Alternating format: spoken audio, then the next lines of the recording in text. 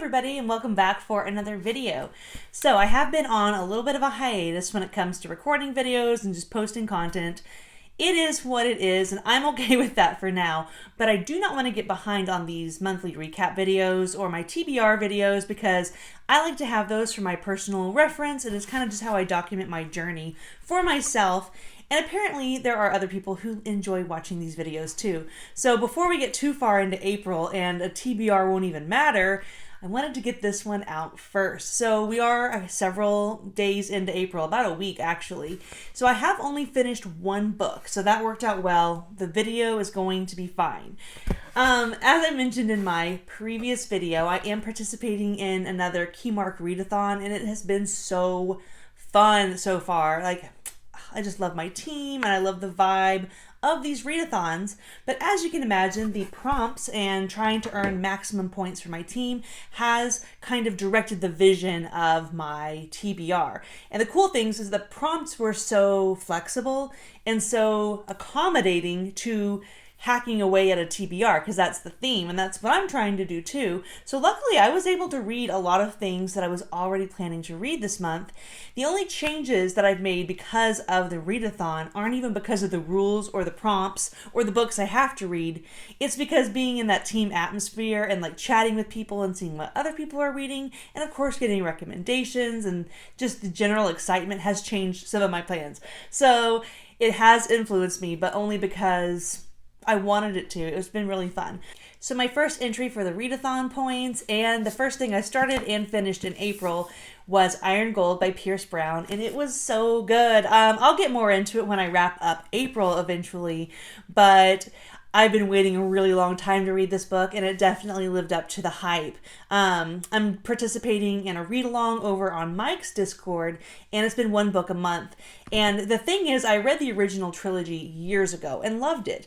And I didn't move on to Iron Gold or Dark Age for no particular reason. And then eventually enough time passed that I was like, instead of just kicking the can down the road, I will read Iron Gold and Dark Age leading up to Lightbringer. And that's exactly how this read-along, has been timed, and it's been working out perfectly because I got a recap on the first 3 Red Rising books, which I needed, and then it just segued perfectly into Iron Gold, and it was awesome.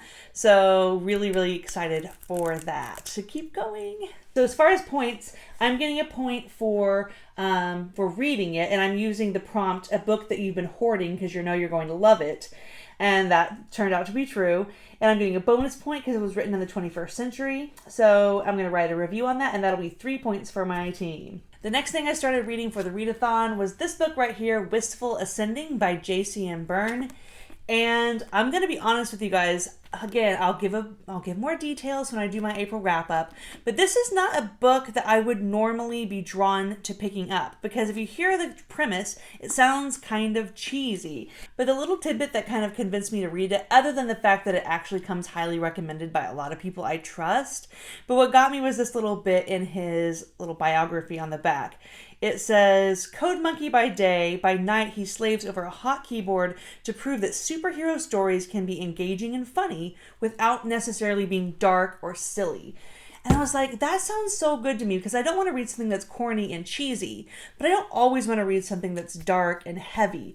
And I was not 3 chapters into this before I was like, why do I like this so much? Like, it is exactly what I needed. I've been reading a lot of dark, heavy fantasy and a lot of dark, heavy sci-fi, and I've got more coming. And that's fine, because that's what I choose to read and I like it. But sometimes it's nice to mix it up, and this was really, really fun, you guys. I'm going to tell you guys more about it when I wrap up April, but so far I am very, very much so liking this kind of super, it's like, if you have fantasy and you have sci-fi, like, what does that equal? It kind of just equals superheroes, because it is in space and has a very sci-fi feel, but like, there are magical powers, so it's kind of like a little bit of both. I'm very, very into it. Oh, and with Wistful Ascending, I'm also going to get 3 points for that, because I'm going to write a review.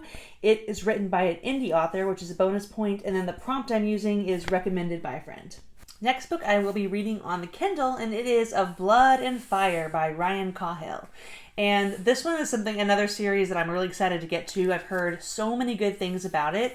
and it'll be fun to be reading it with other buddies. I know a lot of people over in Mike's Discord are going to be starting it this month as well, and so it's always fun to start a new journey, learn about a new world, and I know this one is like pretty loaded with stuff I like in fantasy books, you know, a lot of magic and elves and, you know, cool fantasy stuff that you don't get other places. Sometimes it's trendy to go really light on that stuff, and that's okay. I like that too. But every now and then it's good to read something that's just like, yeah, fantasy book. So really excited to get to the series, and I love a good book one, and hopefully this will be one to remember. As far as points go, we're going with recent addition to the TBR as the prompt that it fills, because if I'm being honest, this series was barely even on my radar a month or two ago. But all of a sudden, it feels like it kind of blew up, which is amazing, and everyone's talking about it. And so, you know me, I got that FOMO, and I'm like, absolutely, I will try that. So it is recent to my TBR, and I'm using the bonus point for debut novel, plus a written review. We will have 3 points there as well. And the next two books kind of go together, and they are The Sarantine Mosaic by Gabrielle Kay. And book one is called Sailing to Sarantium, and book number 2 is Lord of Emperors. So this is my first experience with Gabrielle Kay. I don't really know what to expect, but I feel like my expectations are high. I'm really excited to get to these. So a few people have asked me why I'm starting with Sarantine instead of Tigana, and the only reason is I watched a video by Jake Bishop, which I will link for you guys, and he kind of says, if you're starting brand new, my recommendation is to start with either Tigana or Sarantine. And then he kind of explains why. He's like, if this is what you're looking for out of the story, then I would start here. But if you want this experience, I would start here. I don't really remember the specifics, except for after watching the video, personally for myself, I decided to go with this duology. So I'm really excited to get to this. I'm reading this with Zen, and I'm reading it with Scott, and I think some other people are hopping in too. And of course, Jake Bishop will be there to hold our hands because he loves Gabrielle Kay. I mean, maybe as much as life itself. So I'm really excited to get to these, and it's going to be like my birthday treat to myself. I told myself at the beginning of the year that these were going to be the first books I read, because I've been wanting to read them for a long time. And then, for one reason or another, I agreed to all kinds of different like read-alongs or a reread that I was doing, or a library hold came through, and I kept kind of being like, oh, I'll just put it off and we'll do it later in January. And then I was like, okay, well, definitely February.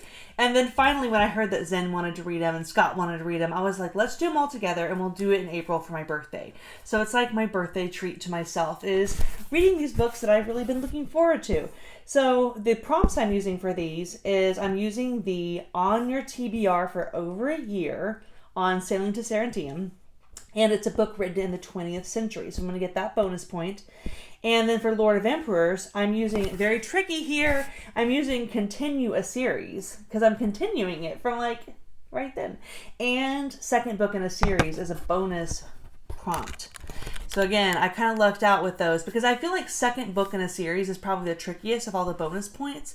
And I'm like, this is perfect because it's a duology and I'm reading them back to back. So that should be max points for me. So I'm really excited about spending all month with my new friends over in the Keymark Discord on Team Beanie Barbarians, because we're the awesome, best team with the coolest captain. Actually, all of our captains are cool, but I love Tori, and I'm just really excited to be on her team. All right, now that's 5 books, and I'm pretty confident that I can get those knocked out and give my team max points and then still fit in some others. So I'm going to tell you about some other books that I'm either really excited for or just kind of like have on the radar. Tower of Silence is going to be book 4 of Saga of the Forgotten Warrior by Larry Correia, and I love that series. I say all the time that I don't understand why it's not like a booktube darling. Like, why aren't more people talking about the series? I think it's really, really good and underrated. But anyway, book 4 comes out this month, and so I'm definitely going to be getting that. I already have it pre-ordered on Audible, and I'm ready to go. Really excited for that. And then I'm also going to be reading Thrice by Andrew D. Meredith. And Andrew is somebody that I met on Discord. He is an indie author. And I've been hearing more and more about his book, though, because you kind of get these books that like everyone talks about and they come in waves. And I remember people really enjoying this. And then I recently read this description that I thought just sounded so good. And it just convinced me to be like, The book's not that long. Let's just read it this month. So it says, steeped in a wealth of brooding Slavic folklore, Thrice is a deeply personal story of a reluctant father and the mysterious child in his care. It beautifully weaves a tale of personal survival with a much grander narrative of ill-fated bargains and dangerous magic of the past to tell a story that's both intimate and epic. That sounds amazing. So I was able to borrow it from my library, and I'll be reading that one on my Kindle as well. So I'm really excited for those. I had one book that carried over from March into April. I thought I was going to be able to read the whole thing on March 31st. It didn't quite happen. I finished it on April 1st. So this is a 2-day read, and it is The Necromancer by Michael Scott, and it's book 4 of the Secrets of the Immortal Nicholas Flamel.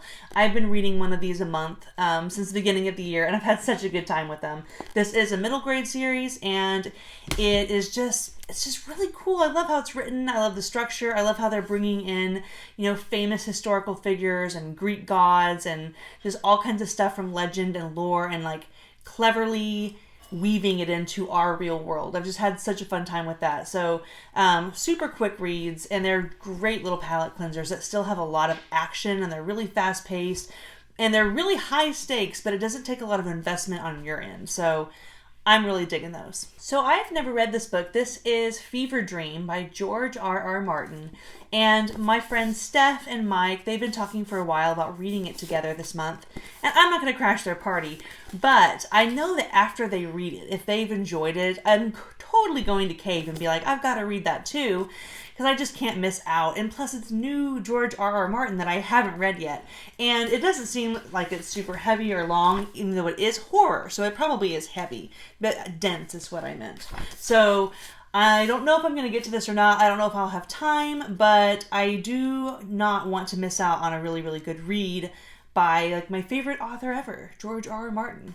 So I've really been into reading sprints lately, either just joining them in the comments or sometimes joining them on screen. I just really like that. I think that's a fun way to spend time with friends and also be productive in your reading. And so I decided from here on out I was going to pick a book that is my reading sprints book. And the first one I picked is FaZe by Victoria Tekken.